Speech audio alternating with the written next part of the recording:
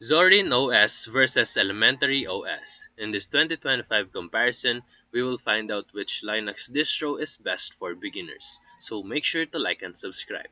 Let's begin with Zorin OS. It's designed to look and feel familiar with Windows users, making it a smooth transition for those new to Linux. It includes a modern desktop, built-in drivers, and out-of-the-box software support. On the other hand, Elementary OS focuses on a Mac OS-like user experience with a clean interface, curated apps, and strong attention to detail. It uses the Pantheon desktop, which is sleek and beginner-friendly. So let's compare their ease of use.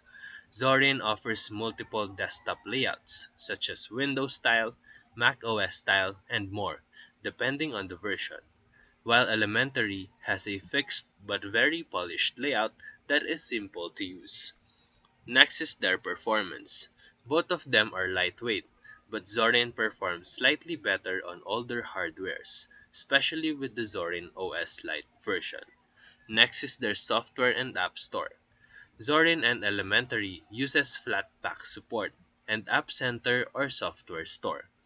Zorin's app selection is broader and more beginner focused, while Elementary's App Center focuses on curated, privacy respecting apps.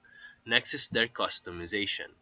Zorin allows more UI customization, while Elementary keeps things minimal, which some users love and others don't.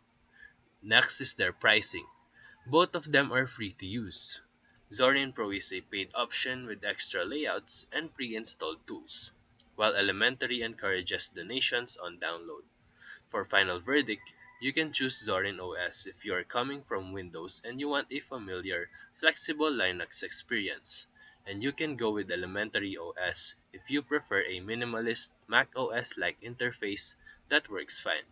So if this video helped you, feel free to like and subscribe for more videos. Thank you for watching.